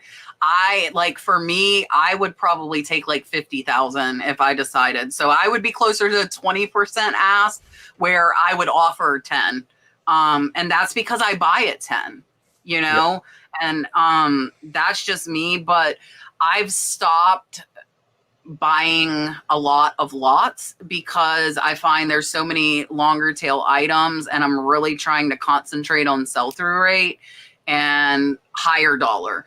So somebody else asked me, and I looked, and the majority of their inventory was under $25. And my rule now is I list nothing under $25. Yeah. So you for can me, source that stuff yourself. Right. Yeah. Super hard to get rid of all your inventory unless you give somebody a deal they cannot resist. And most people are not willing to do that. It's hard. It's really hard when you know what you've spent and you've got to, deal with that. Elena, you changed your name. Elena, now you made me call you the wrong name again. Elena, that's my friend in person. She goes thrifting with me. She changed her name, but that's her. I see her. Okay. Or somebody stole her picture. I don't know which. Treasure Diva Thrifts, Elena, or somebody who kidnapped her picture, says, what do you find works better? List lower prices or higher prices and offer a coupon or sale? And Georgia's going to love my answer to this, by the way. Do you want to go first? Or you want me to go? No, I'm waiting. I'm making everybody wait. I list right on market, and I always have offer on. So I'm not listing high. I'm not listing low. I'm listing on market. Like if it's a fast sell through rate item, list right on market. If it's something that's going to be a slower sale, undercut the market. I always have offer on. So yeah, if we're talking about eBay, like I said, I try to just price what it's worth. I do leave like 10 to 20%, but like we always have a 15-ish% off sale running. So I kind of price for that. But if there was no sale running, my price is not too crazy that people would not just buy it outright. Mm-hmm. But yeah, So I just think listing at what it's worth. It is the depends a best little bit bet. on sell-through rate too. If it's a fast-selling item and there's not very many, we might list a little higher. But then I mentioned on Posh, I list ridiculously high because people just like to offer so low. And then on Mercari, since they have like the auto price drop thing, I usually start it really high, hope that it gets a bunch of likers, because then a lot of times it sells for even more than I ever expected it to. But like every single day it's dropping in price and getting a boost in the algorithm or whatever. So Yeah, those are all good and valid different ways to look at it. And I think it does depend on the platform. It does depend on what you're selling. The thing that it always rings in my mind is way before there was any of this online selling, I met an elderly woman who'd been in the antique and vintage business, and that's mainly what I do. And she'd been in it for years. And I said, what is the secret of your success? And she said, have the best one, the cheapest one, or the only one, and price it accordingly. If you've got the best one, price it like it's the best one. If you've got the only one, price it like it's the only one. Otherwise, you need to be the cheapest one because there's a whole bunch of other people out there selling it. So to me, I don't think there's a single answer. I don't think you always want to price everything high and then take offers because you may be the last one that they look at. But if you have something that's unique or special or hard to find or selling quickly, then yeah, price it high and let them offer. So I don't know. To me, it seems like it's really situational. Yeah, so I don't know if George knows this. I haven't talked to George, but July 1st, I quit doing my markup and my sale. And I had told George, when George and I went shopping, I hate when people mark stuff up and put on a 50% off sale. And I was that person for over 4 years. I priced everything up and I always ran a sale and I stopped. And I have had a good month. We're actually up 26% this month. And I will not be marking up to put it on sale anymore. And I think that's why I keep my price the same across the platform, because I have no problem hitting decline button when they're ridiculously low.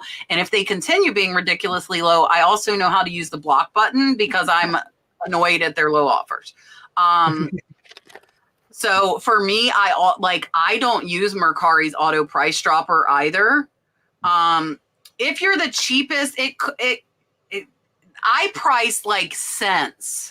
And I mean, I guess that's kind of the race to the bottom. But if there's 100 of them, the demand is not going to be there and the supply is. The price is going to drive down anyways because nobody wants the stuff, you know? Yep. So, yeah, the best one, the best one, the only one, or the cheapest one. George needs to make a shirt or a bumper sticker or both that say that. And that's exactly right. You know, if everybody else, like I have a Holt Howard right now, a honey jar that is very rare. It's listed at $700. It has the mayonnaise spoon. But here's the thing. Oh, George, I need your input on this. So my Holt Howard honey jar has the mayonnaise spoon. But when I looked on WorthPoint, the last 10 years of history, every single Holt Howard honey jar sold with a mayonnaise spoon. Now, somebody wrote me and they said in the book, it said that they had the honey thing, but I'm wondering if that was very limited because all of them listed, all of them sold, plus 10 years back were all with the mayonnaise spoon. So could you give me input on that? Oh boy, I met the guy who wrote the book and he's in Florida. So I will ask him when I see him again at the show in West Palm, but I do believe there were variations. I mean, because they made so much stuff at a certain point, it became easier to just do the same basic shape and put it in everything. So I suspect that there's more than one variety, but I can't say that for sure without going and researching. Yeah, I've gotten so many messages. You know, it's the mayonnaise spoon. I'm like, yes. Like I quit arguing, but I knew when I did the research on the selling price to have mine at 700, that the ones that had sold at that price point also had the mayonnaise spoon. They didn't have the honey, whatever those honey things are called. And the two that are listed now on eBay, in addition to mine, there are 3 of them. And sell-through rate's about 100% on those, is that they both, the head of the spoon was broken, repaired, and mine was never broke. So mine is the best one. It's the Yes. only one on eBay right now that is not broken. So I have both. So Yvonne's saying definitely additions. I think the same, like only a few. From what like I said, I opened and looked, to make sure. And every single one in the last 10 years all had the spoon. Even one that was new in the box. Wait, Yeah. what is New the with original $700 box. mayonnaise spoon? I'm I'm going to go get it. You guys talk get it about real something. fast. I'll be right back. I'm going to Like, show it's you a this mayonnaise thing. spoon. Well- Isn't that just a spoon? Mr. That's Nomad knows your about it. answer. If it's new in the box and it came like that, then that tells you that they changed it up at some point in the production. I mean, we kind Yeah, of that's what I was thinking. All right, We are you sort of- ready? yeah. Oh, Oh. those. Okay, yeah. Okay. He's fabulous. Here is the mayonnaise spoon that everybody keeps yelling at me that has never been broken. But the other two on eBay right now have been, and they're at 500. So mine is at 700. I think I've sold the sugar jar of that. Yeah, it's crazy. The honey is worth more than any other jar. Most of them great. are around the $100 point. Yeah, The I was honey gonna say, one I is think I more remember that. rare.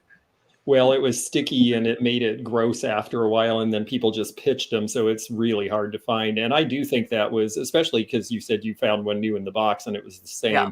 That tells me that they probably interchanged it themselves at the factory. I mean, we like to think that things are really precise because they're made in a factory, so they're all exactly identical and they're all perfect and it's always the same way. But that's not how it really works. I remember an elderly woman came when I was still selling a lot of dinnerware, and she was picking up the Franciscan China and the apple and looking at the bottom, and she was looking for the ones that she personally did because they put their initials on when they painted them.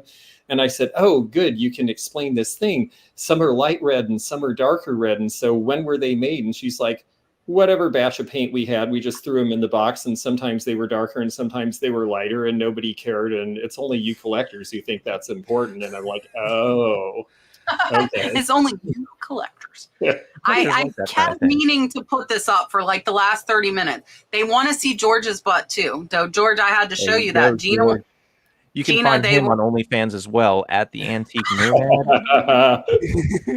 Believe me, if I thought I could make better there. he'd be there, right? I'll tell Oh you right my now, if God. I brought home that honey thing, it would not be leaving my house because my girlfriend would swoop that up in a second. So Sandy, my flippin' van life, this is apparently like one of her like Grails. grails. Yeah. But she wants to find it. So like she's like, can I just hold it? When she was here at my house, she's like, can I just hold it? I'm like, Oh, yes, I thought you meant my butt. well, maybe that the too. butt I is don't her know. grail as well. I'm going to throw this one to George. Trash Cat Rescue says, how do you get ivory identified and certified? I see you can sell it if it's certified before a certain date. Who would you send it to? How would you get it certified? What would you advise them? Okay, first of all, it depends on state law. You need to know that first because federal law is one thing and then state laws are another thing, and they are notoriously Byzantine and complicated and hard to follow, and they do that on purpose to just discourage you from doing it at all. So if your state even allows you to sell it under any circumstances, which many states don't now, then you would have to go, and certification basically means you would have to have someone who is an authenticator or an appraiser. I do appraisals. I'm not really an authenticator, but ivory is pretty easy to tell, so I've done that before. But then as far as it being certified before a certain date, you've got to be able to have some sort of visual proof of that, either like, we know that Jorgensen only made these ivory handled pieces up until X date, whatever the cutoff is, or that we know this piece because it has a date on it or something. And that is what you have to do to be able to prove it. I have to be honest with you. As far as I'm concerned, I just stay away from ivory now. It's not worth the hassle. It's too complicated. There are in the state of Kentucky, they follow the federal law, and so it's a little more wide open when I'm selling there. In the state of Florida, everybody's sort of up in the air. They think that it's the federal law, but they're not really sure, and nobody really knows. And then in Washington state, they have a terribly written law that was done very well meaning to try to save the elephants. And the way the law is written, if it says ivory on it, which includes ivory soap, they can come in and fine $2,000 per bar of ivory soap because it says the word ivory on it. That's how bad the law is. So try following that and then make a market out of it. I would leave it alone if it were me. But if you have a piece that's really great, I would say the first stop would be, they won't do appraisals, but they sometimes a museum, if they have things like that, you might be able to find a museum day where they'll let you bring in things. That would be a start. But the first thing is find out what the state law is and what game and fisheries, whatever the department in your state requires, and then go from there. Yeah, I stay away from it as like I just don't. It's too much. Squirrely Reseller sent $9.99 and said, "Ginger, now you're Ginger and Mark." Marvin. I'm going to just clarify. They're Ginger Marvin. They're Kathy and Chris. I always hide people's names so you guys can't see them. But they put Ginger. They're Ginger and Marvin then. Okay. They want to know if you have a video, Kath and Christy. Oh dear Lord. Yeah. Whoever you are in the bottom left corner, do you have a video on your inventory system? No. Not a dedicated video. When we moved into our storage unit that we don't have anymore, when we did that move, I kind of did an in-depth talk there over a few videos, but not a dedicated video. And George, it's pretty basic. Oh, sorry, Chris. Go Sorry, ahead. no, Tell them how you do it for sure. Sorry, our kid's trying to walk in. It's okay. Kids are allowed. This is not Ben's OnlyFans. Even though he's trying so hard. So I mean, we use bankers boxes and we just have shelves of them, and you just got to mark down where the item is. It's kind of random. A lot of people kind of assume that things that start with the letter A are in box A, but it's just random. So whatever's in, we just have it marked down. Do you guys have a system for like when the box is getting low? Like I will sometimes put a Post-it on like a banker's box that's getting low so I know I can go to that box to add new inventory. Do you do anything like that? We've never done anything like official.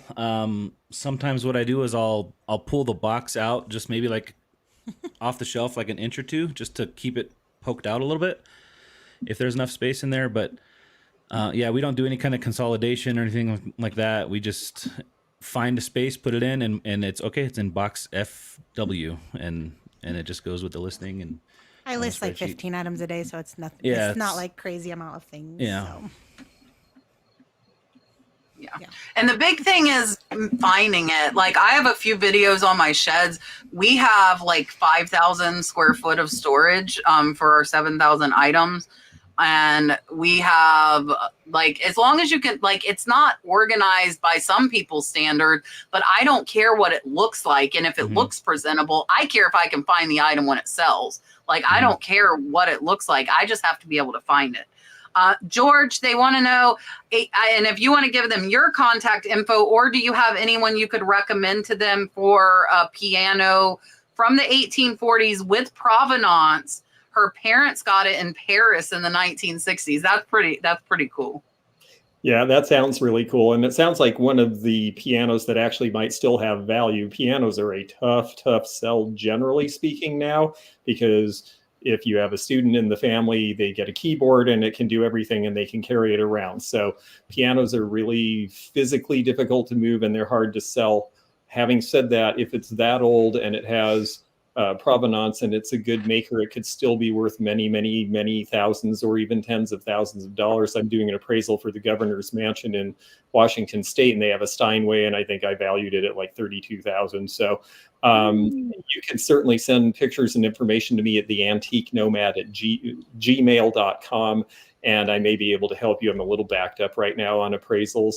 The other question would be, are you wanting to price it to sell it, or are you wanting to price it for insurance? Because insurance is a high value, but like I say, the piano market right now is tough. So retail and insurance are nowhere close to each other. Yeah, He's Marcia asking if put there's going to be an George's email. accident soon. What's that? He's asking if you're going to have an accident with that piano soon. I hope not. I hope not. All right. Here is, what am I doing? Here you go.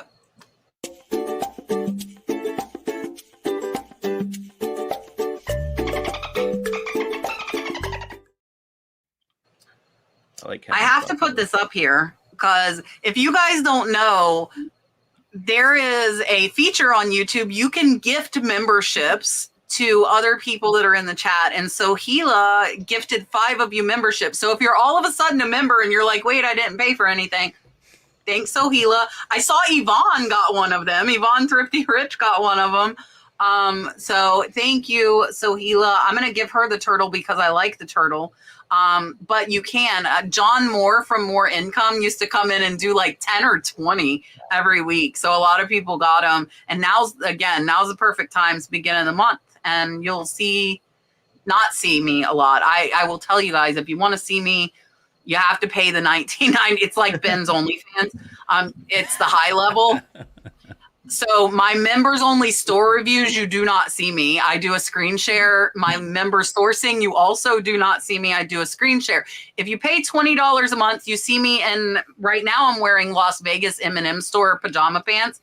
So for live shipping, you see it how it is. Like, I figure if you're in the highest level of membership and you like me that much, you won't care if I'm in my M&M's pajama pants. So that's why they get to, yeah. So, and a lot of times, like if I go to the gym, I'm like in my workout clothes, which I don't know if that's good or bad, but it's like I said, my 19.99 is as close as you'll get to an OnlyFans with me. But here, I got off track. Here's a turtle.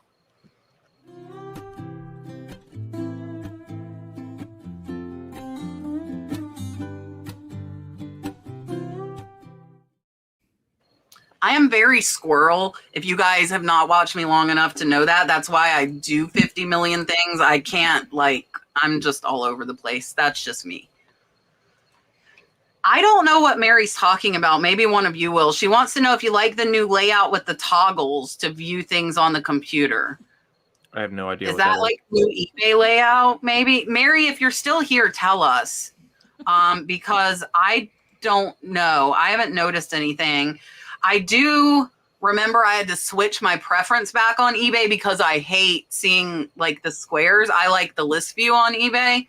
And I do remember it automatically changed that not long ago, but I changed it back. So, yeah. All right. Antonio says, when eBay offers to promote my item, does it mean all the items listed will be promoted, or they're telling him that they think that item needs a little boost?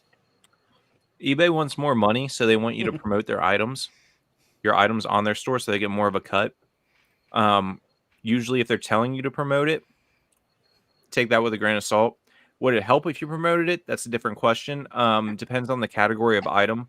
If it's like a video game or something, I wouldn't promote it. I'd just make sure your keywords are right. If it's something that's a little more rare and has a higher competition, then it might be worth promoting it because then you'll get more eyes on it. But generally, eBay is going to tell you to promote a lot of stuff that doesn't generally need promoting because they want money.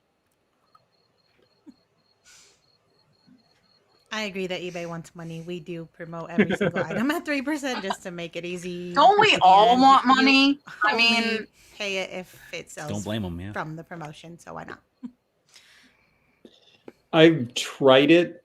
It worked a little bit for some things. It was hard to find the right level. It didn't work for some things. Like Ben said, it's like I tried it on baseball cards, for example. It didn't make any difference at all. On other things, it seemed like it helped a little. On balance, it seemed like the extra sales and revenue were really kind of offset by the expense of doing it. And so I just sort of stopped, but it's a little hard to, runt's not Swedish fish. Very good.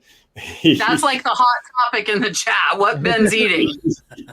But no, I think I think promotion can be good for certain things, but it's definitely eBay wants you to promote everything because they get paid whether you sell it or not. Yeah, so I promote everything and I promote high. And that is, again, goes back to I buy low. So I buy low and I can afford to promote. And probably 60% of my sales come from promotion. They're going to offer it to you on everything. Now on auctions, which I like 0.2% of the time, not even 1% do auctions. With that stuff, I will occasionally promote if I think it'll help. I do trending rate and I cap it out at 11. I see Sherry says she does 11%. My cap is also 11%. That's a lot. That's high. Yeah, but I've been doing it for years and we do such volume. Like we're at like 17,000 in sales on eBay this month. And if you think about it, I'm saving 10% on my total fees. So I do get some of that back being top rated. And not everything sells as promoted. So they're not going to charge you if the person finds that item organically. So I like to figure that I'm, have the promotion fee on everything because it is over half that do sell promoted. But I figure I would rather pay 10% more and have thousands and thousands of dollars more in sales than not promote and save it. So, I mean, it really depends on your business model. And if you buy low enough, you might not have big enough profit margins to be able to afford to promote. And then I would say I would source lower because you make your money on the buy. You're not making your money when it sells. It's on buying it low. Yeah. All right. We have time for one more question. John, now I'm combining other people's names. I made John Doe Joe. When is the best time to start listing Halloween items? And I think this will be a quick one, so maybe I'll grab one more because we kind of covered this before. Yeah, we covered this before with winter clothing, kind of just buy it whenever, sell it, list it, put it up there. Most people are going to be buying a month or two before Halloween, but it'll still sell you around. Always, yep. I've sold 3 Christmas items this month, so. Mm-hmm. Yep. I had a Christmas live sale in July, which I swore I would never do. I hate that whole concept, and it went great. All right, I'm going to give a follow-up question to this because this is a little bit different. So all this stuff sells year-round, but do you price it higher when it is in season? It depends on what it is. If it depends on the market, like a winter, like a down puffer jacket for me in the winter is going to be at a higher price than it is during the summer, just because there is so many more buyers buying during the winter. There's going to be less inventory available, meaning I can ask for a higher price. To whereas in the summer, the prices are probably going to be on a bit of a dip. It's not going to be much lower, but like typically on something that is very season dependent, there might be a small dip, but it's not anything that I'm going to be too worried about to where it's going to stop me from listing it. I don't know about Christmas specifically. Yeah, I think I would just price it what I think it's worth in the actual season that I think it should sell, even if I'm listing it out of that season. I would just expect to have it in my store for a year max before I would then drop the price or do anything different with the price. Yeah, I agree. I mean, the thing is the collectors buy, especially holiday items, they buy them year round, but really, again, you have the chance of selling. The way I look at it is, how long do you want to tie your money up? Maybe you get 10% more or 20% more if you hold on to it till December, but you also haven't turned that money over for 6 months while you wait. And that is a cost, and it's a cost a lot of people don't take into account. So, I think you have to realize that money and time also have interplay. So maybe you're not really getting more, even though you're getting a larger dollar amount. So I'm going to answer a little different. If it is a Christmas item that I have seen previously at Christmas time sell high, I will price high, knowing that I am priced above market and I am okay with it sitting until September when somebody starts looking at their Christmas decorations to buy it. So mine might not sell, but I'll be under those top ones where mine's kind of mid to high level. And then at Christmas, those lower ones are going to go fast, right? As Christmas come, but mine's going to still be on the lower end. But like the ceramic Christmas trees are what comes to mind for me. I price them high, and I am okay waiting till September, October for them to sell. But sometimes they'll sell in March. You know, you never know. But if it's something I know historically has sold high, I price higher. And that's because I'm okay waiting. I would say if you're okay waiting, you could price it at what you think it'll value. And Ben brought up Terapeak earlier. You can see that line. You can see that the value of that item in Christmas season is going to be higher, and you can choose to price it there and let it sit. But you need to know it's going to sit, right? Like, people are moving out of college dorm and everything in Georgia is free. Listen, I kept trying to go because I was a nurse at University of Florida for 11 years. And I kept trying to go because a ton of people told me they would find like free laptops and like all this stuff the kids just threw out. And I could never find the right week. Like I just could not. And I kept going, and it's an hour drive for me. And I just couldn't find the stuff.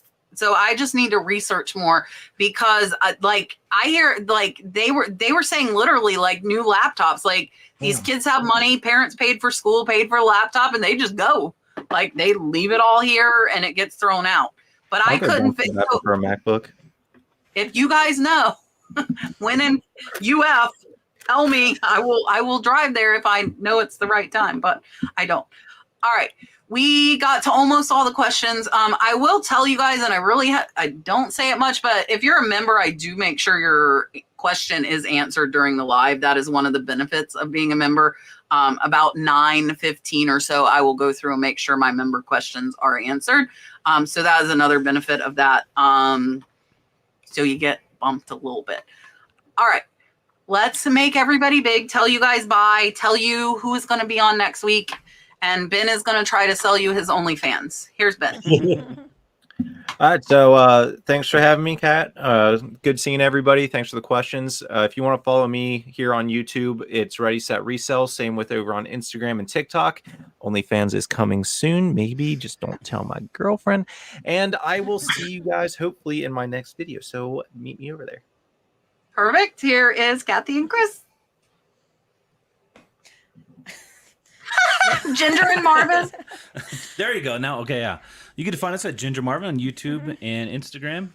And I think we have accounts everywhere else, but we've never done anything with them, so probably Still not worth learning it. the short game. It's shorts. I have not learned it either. Yeah. Kathy has done some shorts on her own, and you've probably seen them on Instagram or on handle YouTube. my own Instagram if you want to follow me there. I post regularly, at least in my story, whatever I'm doing throughout the day. And then Chris is the one that handles our YouTube channel and like uploading and stuff like that. So Perfect. Here's George. Well, my main thing right now online is the Antique Nomad and the Antique Nomad Live and the Antique Nomad Shorts. I do premieres every Monday and Wednesday. You are welcome to come and join in the chat. I have memberships too, and I do a couple extra things, and everyone's welcome to watch those, but those chats are member only. As far as other things, I do a lot of real world stuff. So I'm going to be at an appraisal fair in Centralia, Washington this weekend. I've got teak stock with Rosie's Auction House in Marshall, Michigan in September. That's a really fun event. Springfield Antique Show. And then I will be back in the Northwest in October to do more appraisal fairs, plus the Rose City Vintage Market in Portland and Custer's Antique Show in Spokane. So you can catch me live or here all over the place. Perfect. So next week, I'm really excited. I have a new YouTuber. She happened to come across my feed. I liked her videos. She's never been on. She's newer. Three Queens Resale is her name. She'll be on with us next week. And Mike and Julie from One Way Vintage. They have never been on either. I had the pleasure of meeting them both in Phoenix and Las Vegas. They're absolutely amazing. So really excited for them to be on as well. That is who will be on next week. I am going to try and start my live sales up again, possibly some this week. And maybe next week. I'm saying that, but in reality, it might not be till school starts. I'm going to try, though. I'm going to try my best. And my daughter, I think, is almost done with her courses on social media management. So if you notice I am more active on Facebook and Instagram, it might be my kid helping me, because I just do not have the time to do it like I want to. So I've been putting her through courses for social media management.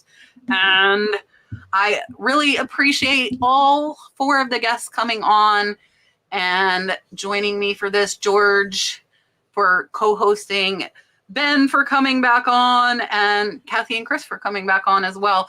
You guys, I put the link in for Marsha Red Cardinal Treasures too. She's close to 500 subscribers, and she helps me so much with moderating and does it for free out of the kindness of her heart. Please go subscribe to her. Let's get her to 500.